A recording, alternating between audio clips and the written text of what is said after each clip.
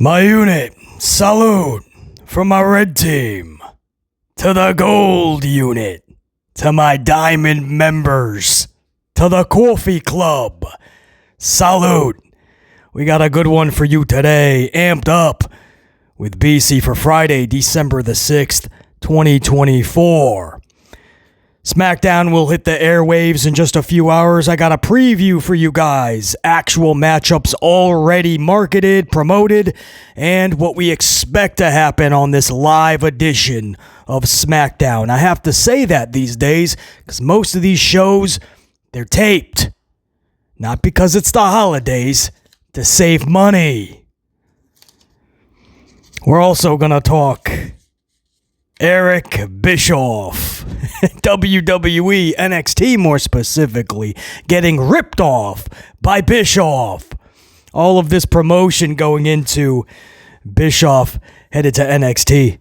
Wait till you hear the number that they pulled or didn't pull. AEW Dynamite, I have their number. Were they finally able to get back to at least 600? Get to 600,000, right? It's not good. But solidify yourself in the 650 to 700, right? Then baby steps, 700 plus, try to get back to 8. It's baby steps. It's going to take a long time. Was Dynamite able to at least cross the threshold of 600K this week? We'll talk about it. That's all I'll leave it at that. We'll talk about it. Speaking of numbers, wait till you guys hear what the New Day segment drew this past Monday. Right? They went up to a 1-7 from a 1-5. Now, you expect that. It's the post-Survivor Series Monday Night Raw. So it's going to pull in a little bit bigger. Or usually, that's what the metrics will tell us. But wait till you hear from Q4 to Q5, which is where the New Day came out. And this is exactly what BC has always preached on this channel. When you do this one thing, you will get this result. We'll talk about it. We're also going to talk Rikishi. Papa Quiche. Papa Quiche, you expect him to say things like this, maybe at the Thanksgiving Day table. Not publicly. Papa Quiche saying that in 2025, Solo will be WWE World Champion. Undisputed champion. Solo Sikoa. Pump the brakes. How far are we going with this Solo thing? We'll talk about it. Solo will be your 2025 champion of the world.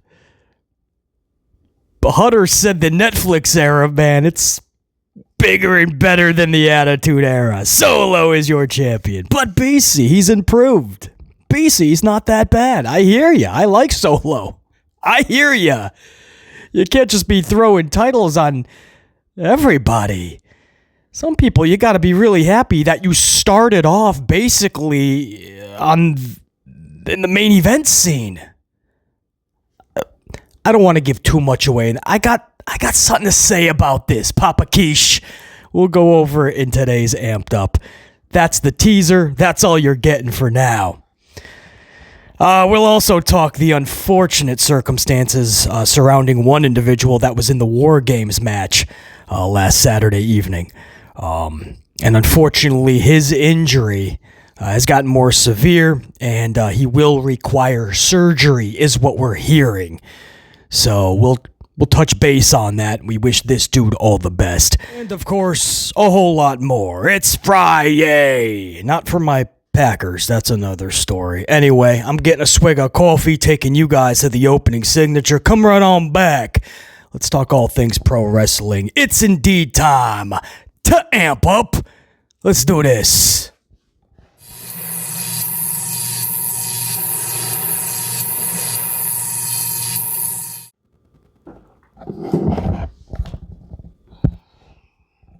All right, so as I said in the cold open, or at least made mention to, I know a lot of you guys are Green Bay Packer fans out there as well.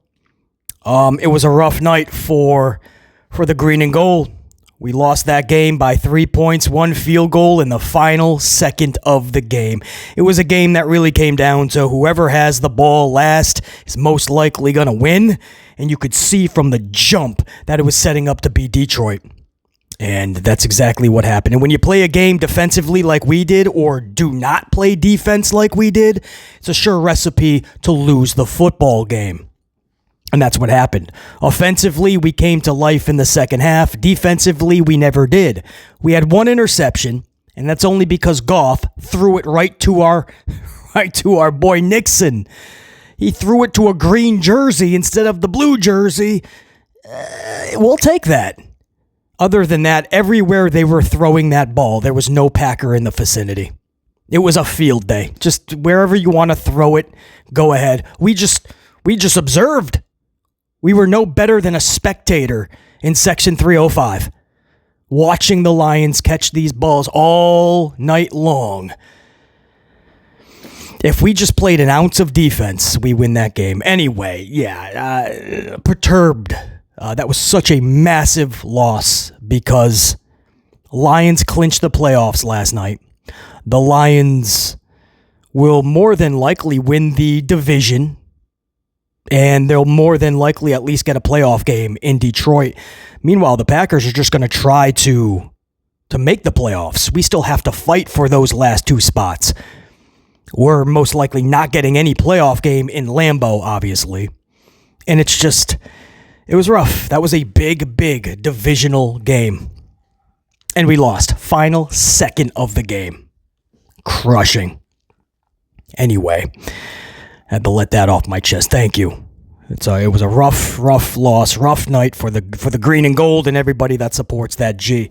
So to my fellow Packer fans out there, season ain't done. We got a lot of work ahead of us. We're 0-2 against the Lions this year. If we get another chance at it, we got to rock them. We got to get amped up.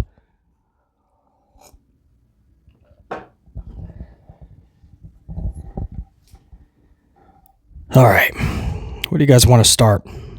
We'll save the SmackDown stuff for later. You know what? Let's start in a funny way, man. Bischoff. Eric Bischoff. This is hilarious, is it not? They put so much promotion into Eric Bischoff returning to WWE, their NXT program this past Tuesday. Now, I didn't see the show. Eric Bischoff, whatever he... who knows? I think he did something with was it Ethan Page? Or I'm just throwing names. I have no idea. I have no intention. I was one of the mass of people that did not tune in because hearing Eric Bischoff is going to be on the show does nothing for me.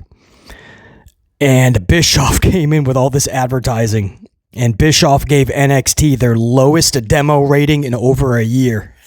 No joke, man. I just think it's funny because I don't know what they were trying to do. Like, what's Eric Bischoff of all people?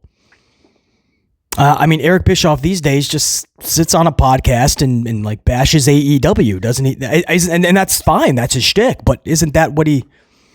Why are you bringing Eric Bischoff to NXT, the developmental land of WWE? He's like the opposite of who you should be bringing in. But they tried. Whatever, man. They're like, hey, there's a name available. Should we bring him in? He's willing to do it. So they brought Bischoff in, and again, the lowest demo in over a year, a .13 demo. You don't got to follow numbers and ratings to know. That's if you're pulling in a .13 and you're 18 to 49. Oh, that's not good. Especially when your big draw, Eric Bischoff, is well over the age of 50, I believe, correct? And your 18 to 49 is going the other way. If you're wondering their overall viewership, not much better. 593,000 viewers. This is the worst viewership in 2 months. Under 6, 593K with a .13 demo. So WWE got ripped off on the promotion of Bischoff. I don't know what they were doing. I'm laughing because I want to see NXT succeed, obviously, all of pro wrestling, but I got to tell you guys, I don't know where they were going with Bischoff. I don't. And I don't know what they were thinking, man. Bischoff, the lowest demo in over a year. Maybe come back in, I don't know, 83 weeks. Stick with the numbers. We'll go over to AEW. Were they finally able to get back to at least 600? Like, get your footing back at 6 and work your way from there. Baby steps. Not so fast. After that Green Bay loss last night, there's not enough coffee in the world. AEW Wednesday night, pulled a 586,000 viewership. 586. Once again coming up short from even just 600. That sucks, man. I was really hoping they were at least going to get their footing down at 6 and just start taking those baby steps. Unfortunately, more and more viewers are just going, no thank you. And I know I bring this up all the time, but it's just wild that like for months and months, they were stuck at 950, right? And everybody wanted that elusive million, even Tony Khan. He always talked about that million, right? Just not only does it sound good, but a million in viewership is a huge benchmark. But they were stuck at 950, and they were trying to come up with all these ways, and fans were trying to go like, maybe if we did this and this, they could get that extra 50. Nobody ever thought, what if they start going backwards? What if 950 was to somehow go to 9 and even under? I mean, what if they crept to like 800,000? I'm sure nobody ever thought that they would drop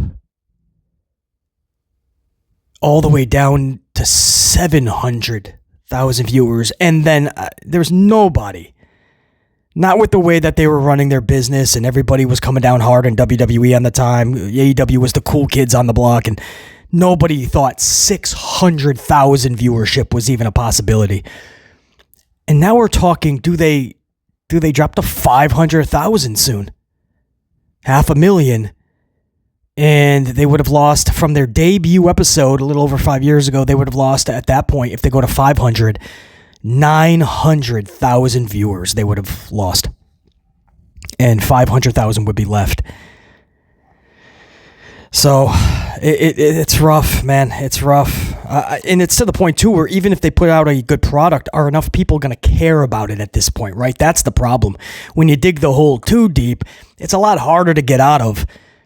It's a lot harder to get those fans back. Hey, give us another chance. So they got their work cut out for them. But once again, they failed to hit 600,000. And even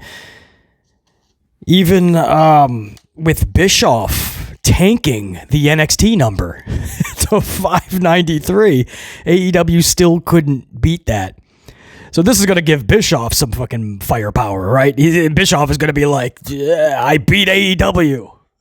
It doesn't matter how low the rating was. It's like a baseball game, a football game, right? Last night, we lost by 3 points. A loss is a loss. Whoever has the most points at the end of the game, that's it, man. So NXT defeated AEW by 7,000 viewers. You know what? W's a W. Bischoff is going to boast about that for the next 83 weeks. Now, I want to talk about this. This is the Raw rating. Wait till you guys hear the New Day segment, what it pulled. Did I mention not enough coffee in the world? Raw's rating. You guys know it was a 1.7. 1.7 from last week's 1.5. So good, right? A couple of big things here, which is why we expected a bump in the number. Number one was the Survivor Series post-show always gives a bump. Although recently, because Raw's been so bad for so long, there's been some post-shows and pre-shows, go-home shows, that they did not get that bump. But for all intents and purposes, 2 War Games matchups, 3 title matchups, we were expecting a bump. And then on top of that, they were really promoting this New Day celebration 10-year anniversary. So we were expecting a good little bump, anywhere from 150 to 300,000 viewers. I think they pulled 225 maybe from the 1.7 some odd from the week previous's 1.5 some odd. I think it was like 225. So it's right in the ballpark of what we were expecting, us numbers guys. And a big part of that, and it's not shocking because it's everything I always tell you guys, right? If you produce a good story, you're going to see the results in the numbers, your ratings, and fan reaction and excitement, intrigue, right? A good storyline will always propel that type of reaction and response.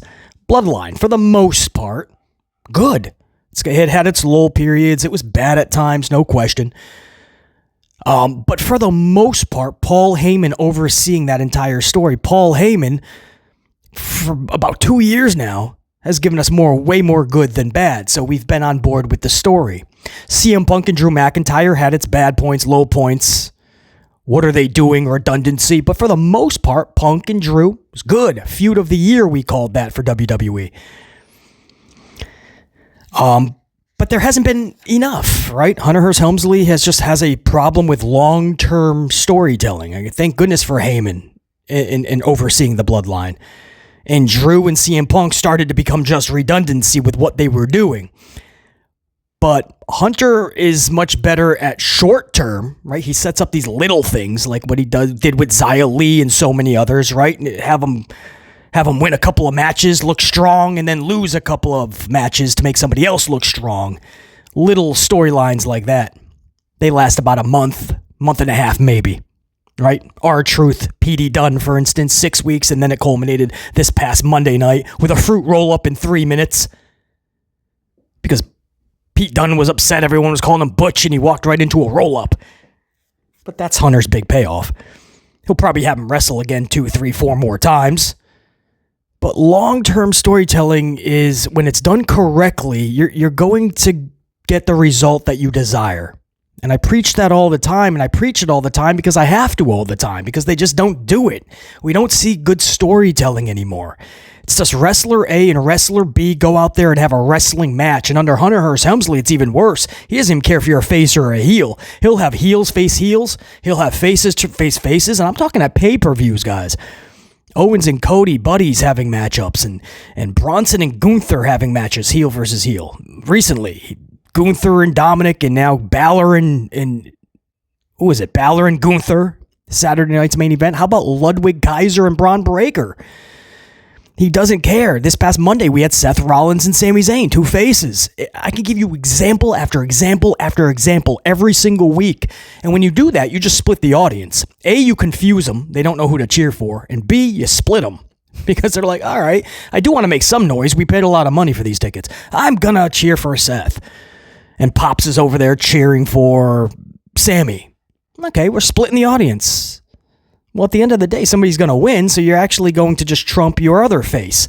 So you're going to be outfaced by the face you're in there with. Same thing with heels. You're going to be out-heeled. I hope that makes sense. I don't know why you would put your wrestlers in that predicament. You would confuse your audience and be a detriment to your own professional wrestlers. Just don't try to reinvent the wheel. Wrestling works when you stick to the basics and you amplify them. Face, heel, good storytelling. It's not that hard, man. I don't know why Hunter just feels like he needs to reinvent the wheel and just have wrestlers have wrestling matchups. Doesn't matter what you are, as long as fans do a reaction. Well, the problem is they're not. They're not giving you a reaction. Or it's not the one you desire. They left Gunther beaten on Monday night, hoping to get sympathy from the crowd. They were chanting one more time to Finn Balor. They were cheering Dominic.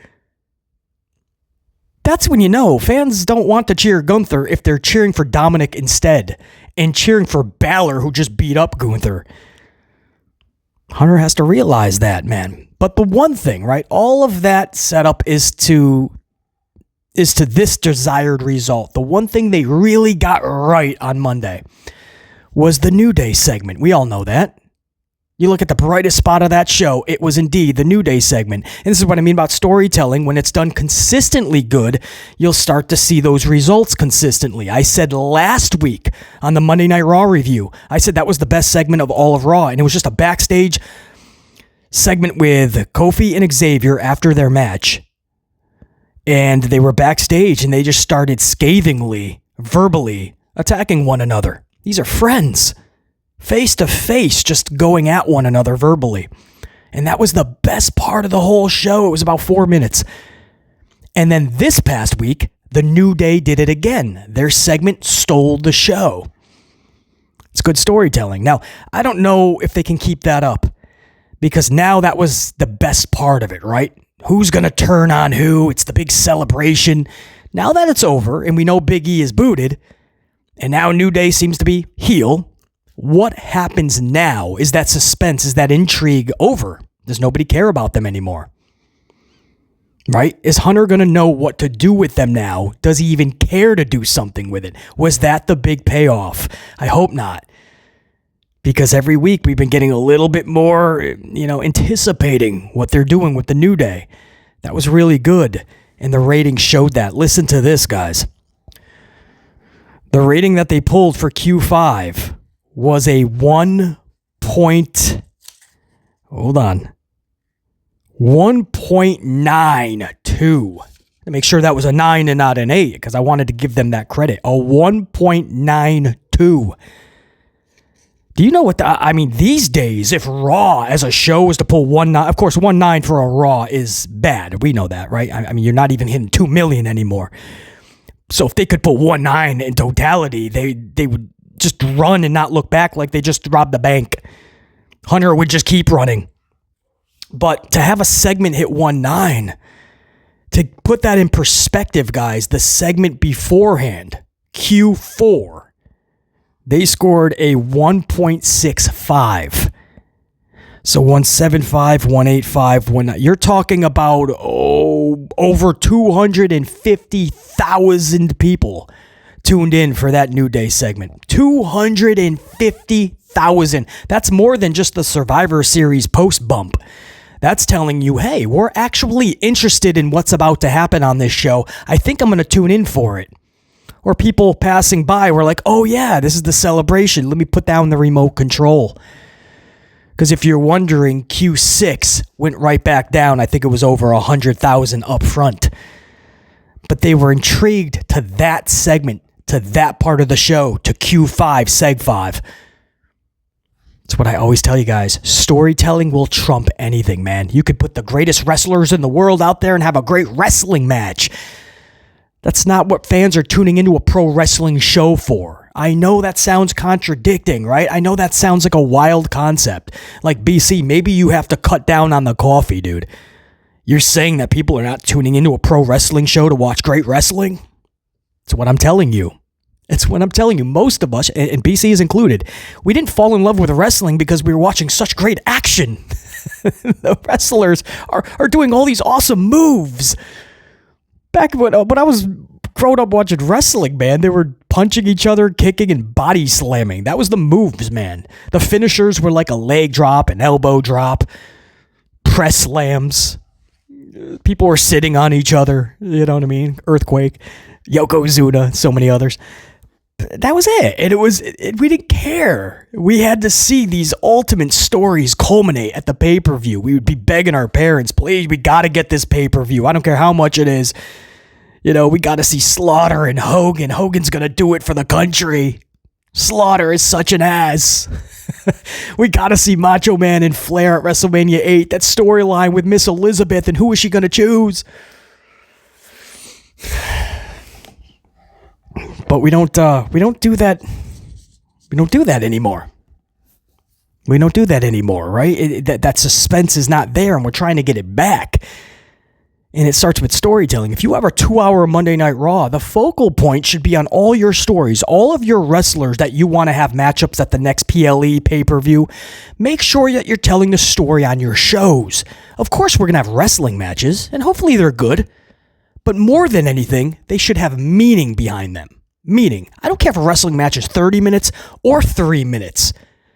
But just have purpose for it, right? Most of the time, these 3-minute matches are so silly, they have no purpose.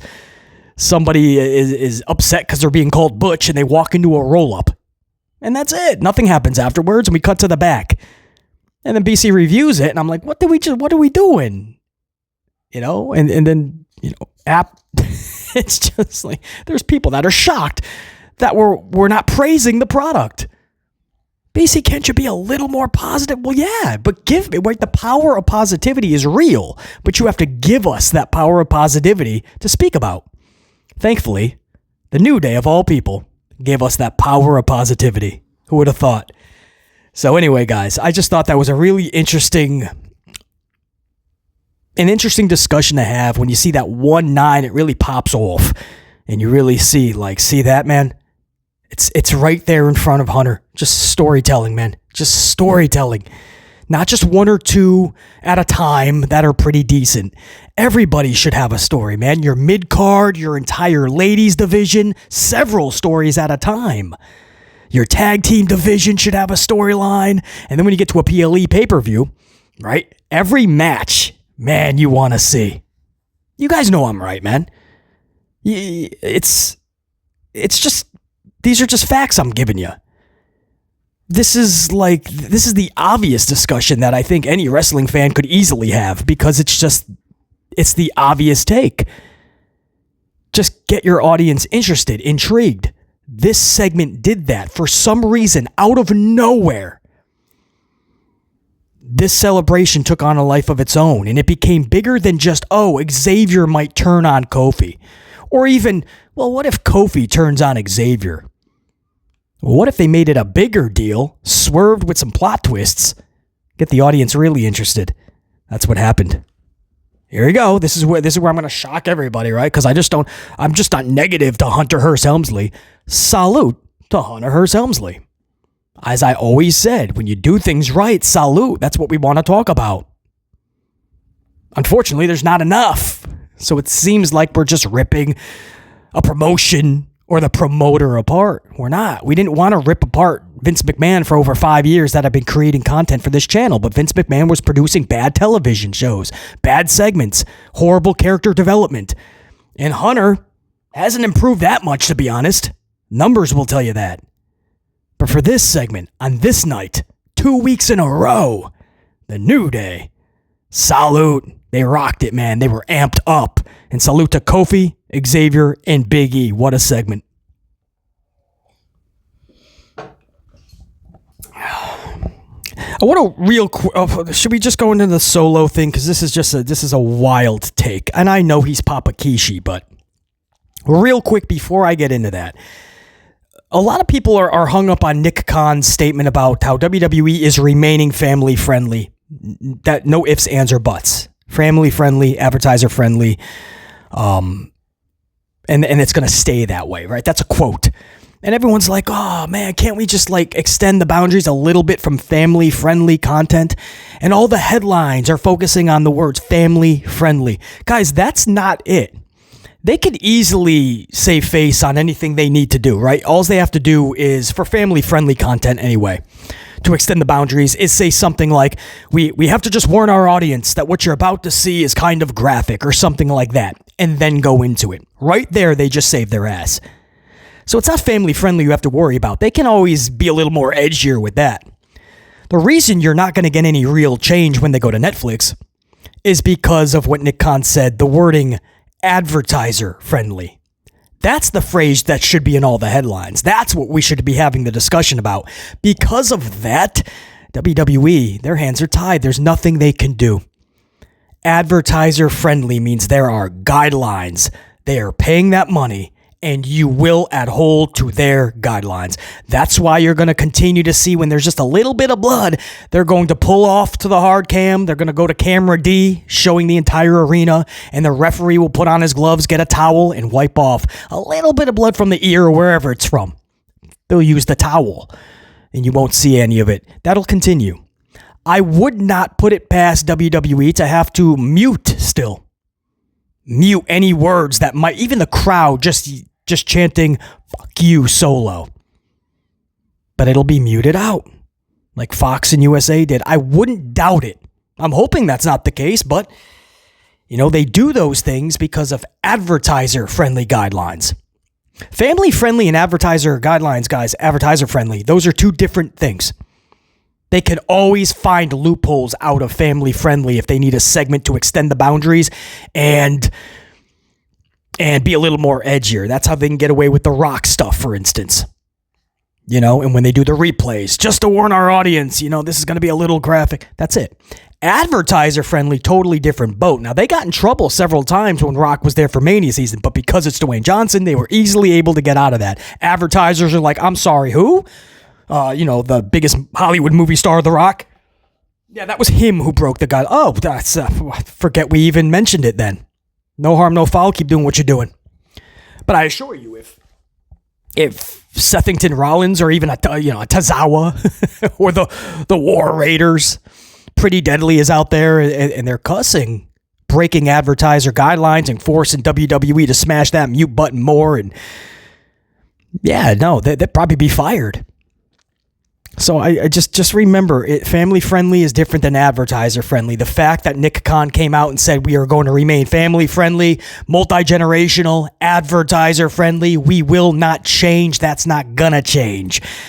That is what the most concerning part is. That's the saddest part, right? We were all hoping for this big, not the Attitude Era, just a little more edgier at times. That's all. Just a little more. Having that wiggle room to be a little bit more loose and free and feel like it's not a product for 10-year-olds.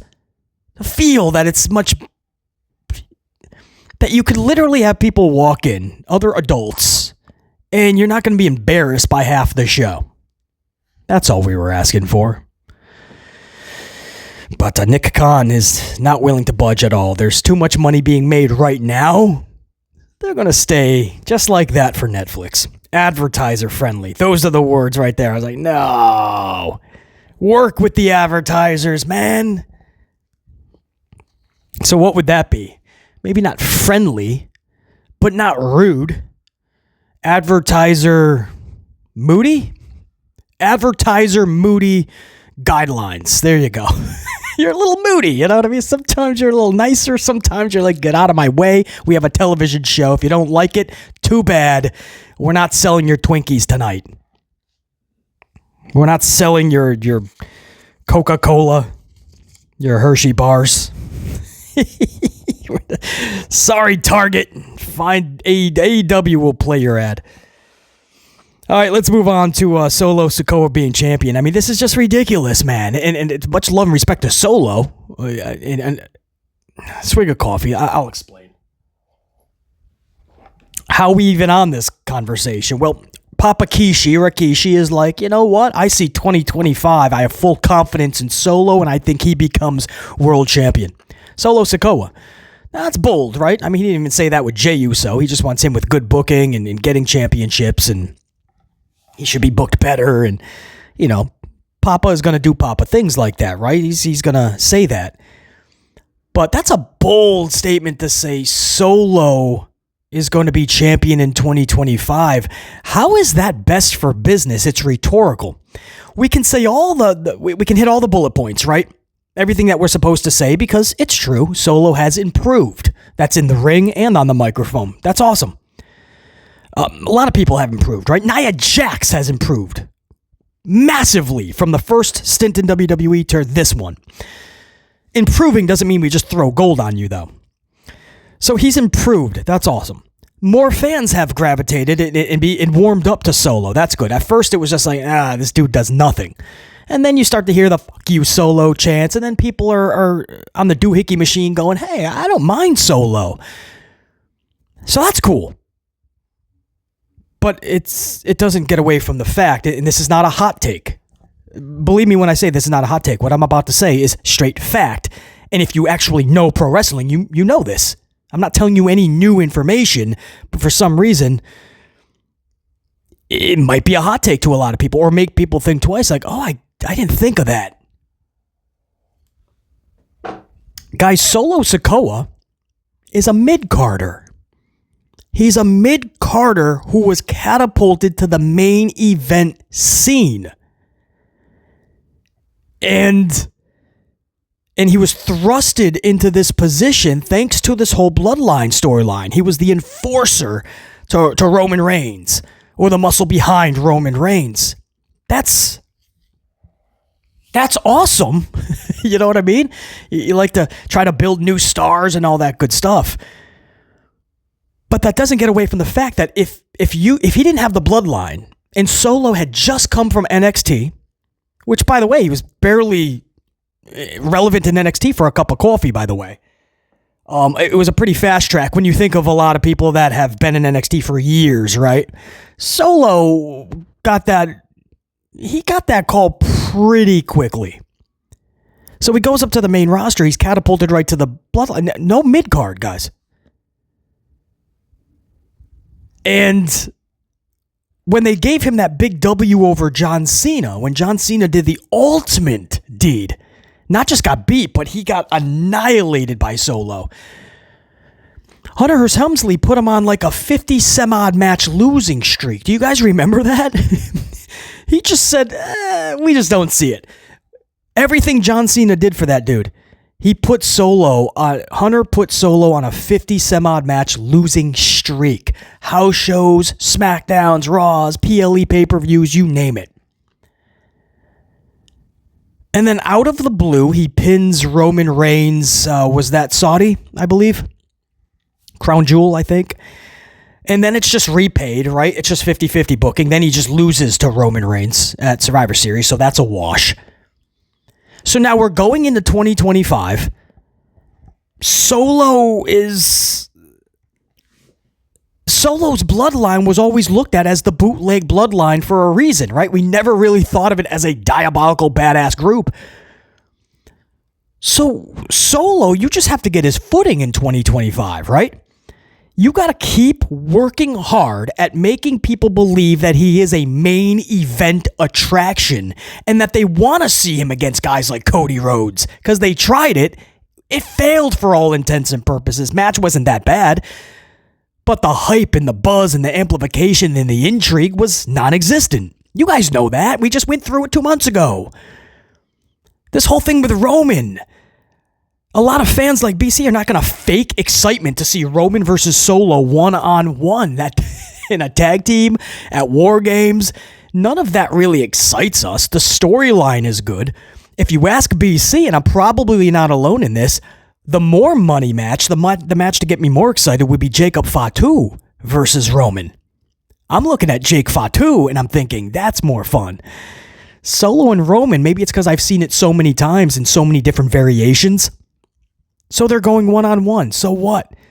What does Roman need now from Solo? He already pinned him at War Games. What's he trying to get? What's it called? What's it called? Didn't I write it down somewhere? The Ula Fala. The tribal lay. So now I guess he just has to get the Ula Fala. Okay, we got to go through more story between these two.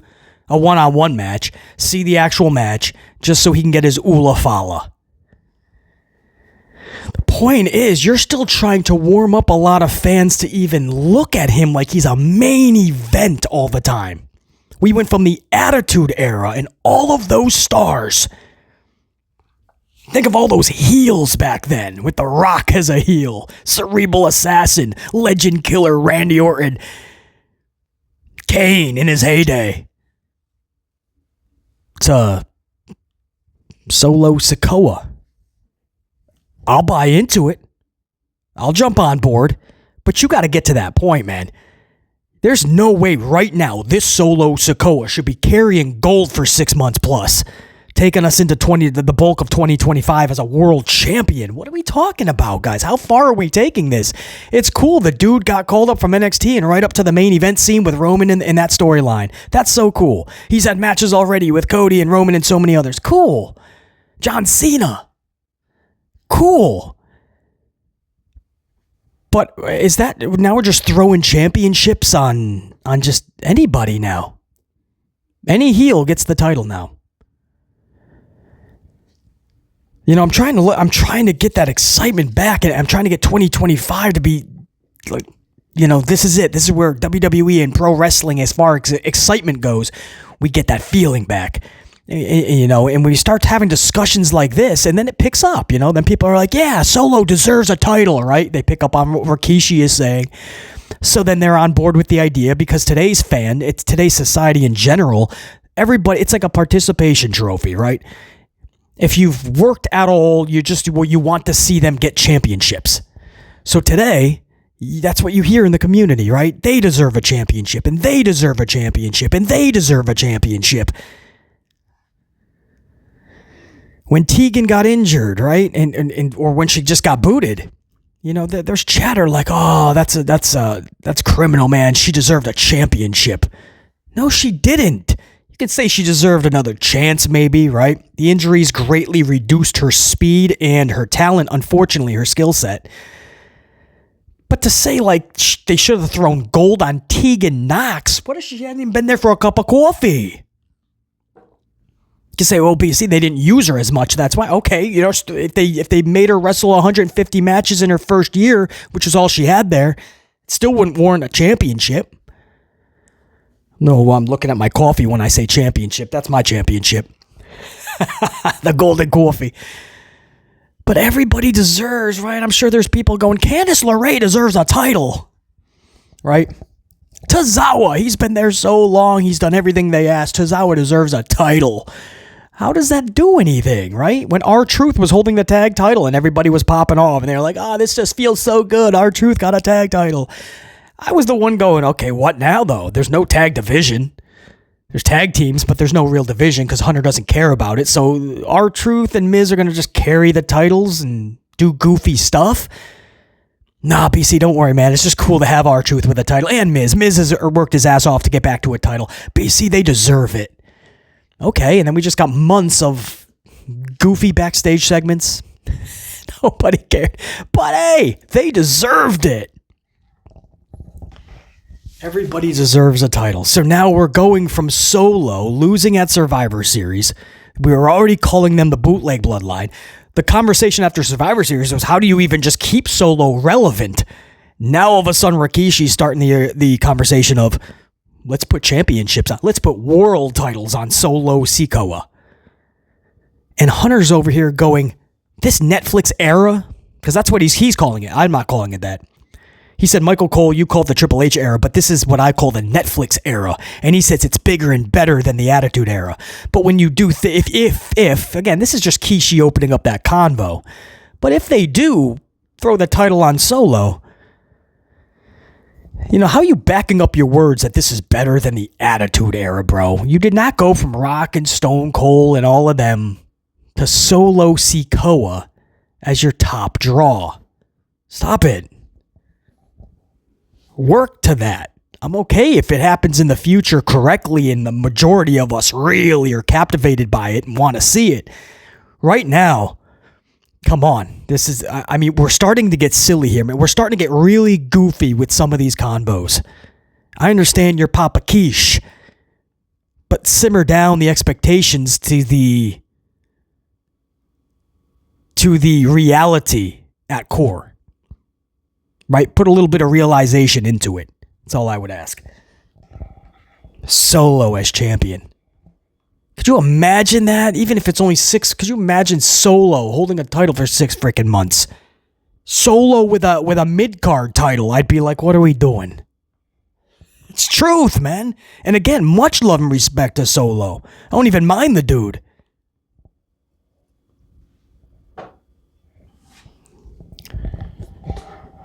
All right, and this is unfortunate. Yeah, this is real unfortunate. Bronson Reed, injured at War Games. I think this is when he was trying to put, or I think he did a tsunami to Roman and the table. And I think he busted up both his ankles. It was so bad that he's actually going to require surgery, guys, this week. So, Bronson Reed, this is the report that we're getting anyway. Bronson Reed will be requiring surgery. This is going to put him out of action for months. That sucks only because he was really starting to get some type of booking, right? A push. And he needed that because Hunter really destroyed this dude. Just kept him on the shelf when he brought him back. Didn't have anything. Then he tried to make him a sentimental favorite by having him in there with another heel, Gunther. Gunther beats him. He has Bronson in the ring for a whole minute afterwards with silence. This is supposed to draw sympathy, right? And the crowd is supposed to then cheer. That's Pro Wrestling 101. Unfortunately, the crowd never didn't care. So you could have heard a pin drop, and poor Bronson never got that sympathy. So the following week, I think he was even off TV again. So it was just bad.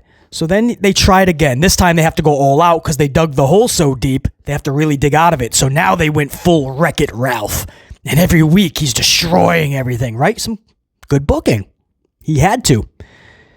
And he's in War Games, and he's in this feud with Rollins, just coming off of the feud with Braun Strowman. So he had momentum. And then this happens. You know, on one hand, usually I say, dude, and it was not even needed. You didn't have to do that move. You know, like Edge and how he got injured in AEW, you know, when you just stop and go, dude, it wasn't even necessary.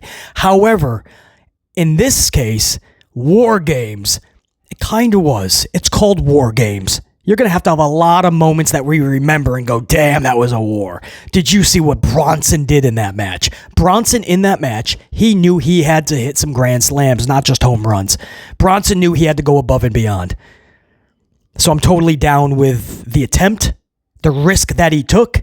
And when you take those risks, sometimes the reward, there's some upside and there's some downside. When you take a risk, it's 50-50. And in this rare circumstance, Bronson got both sides of that 50-50 coin. Where else do we want to go? Let's end it with the SmackDown preview, guys. Listen to this. This is the big match for tonight. So the promoted match is the Women's U.S. title first round tournament. Naomi, Tiffany Stratton, and Elektra Lopez. U.S. title first round tourney. That's the advertised match for tonight. Everything else we have to be on the lookout for. As of the recording of this, there's no real set segment planned. We just believe that this will be part of the show, and it's as follows. LA Knight's rebound after dropping the U.S. title. What is LA Knight's rebuttal and response to Shinsuke? Are they going to have Shinsuke on the show? Sometimes they don't. They have a moment like that, and they just keep him off TV. They did that with Breakker. He wins the title back, and then you don't see Breakker. Or when you do, it's quick 20 seconds backstage. So we'll see what they have with LA Knight and Shinsuke after Shinsuke won that championship at Survivor Series. Also, Cody Rhodes and Kevin Owens. This is the final week of setup before their big Saturday night's main event title match next Saturday. So it's going to be a big segment for them, whatever they do have planned, if anything. Has to be big. Also, speaking of Solo, the aforementioned Solo, he still has that damn Ula Fala. So we do expect this to continue singly now with Roman and Solo, but something tells me everybody will be involved, and it'll be just like War Games never happened. What was it all for, right? There's no definitiveness. Because to set up Roman and Solo, you got to believe that everybody else is still going to be involved, because Hunter doesn't have anything separate, I don't believe, for the Usos and for Jacob Fatu and the Gorillas of Destiny. So you're probably going to get the same old, same old. I hope Paul Heyman is on top of this. How do you keep it fresh and intriguing after War Games? Also, storyline of who attacked Jade. I don't know if we'll find out any real news on that tonight. I don't even know if they're going to continue that tonight, because Jade was actually injured. She is on the shelf. Are they going to have word on forfeiting tag titles? Are they going to continue the storyline? Or are they just going to let Jade recover because they don't have anything? They don't know who attacked them. It wasn't supposed to be a big story. It was just to write off Jade, and we'll think about it when Jade comes back. We'll just pick somebody. That could be the case, knowing Hunter Hearst Helmsley. That's what I got for you guys, man. It's the Amped Up Show. Friday, December 6th, 2024. Until next time, and there will be that next time, the SmackDown review within the next 24 hours. Stay locked on the channel. Smash all the buttons below. Notifications, subscriptions, of course, the like, all of it. Smash it. Join the membership, become a member to the channel. Chuck Coffee's at BC, while BC chucks amplification right back. Yeah, coffee's kicking in. All right, that's it. BC in the unit saying check you. Salut.